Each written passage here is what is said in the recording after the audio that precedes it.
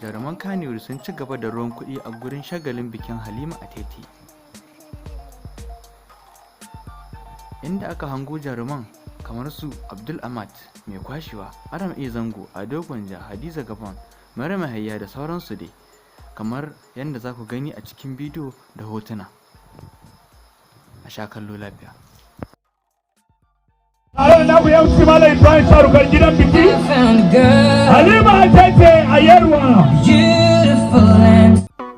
Barka da zuwa tashar Arewa Select TV. Idan wannan shine zanka na farko, ka danna subscribe da alamar ƙararrawa domin kallon sabbin shirye-shiryen da zarar mun daura.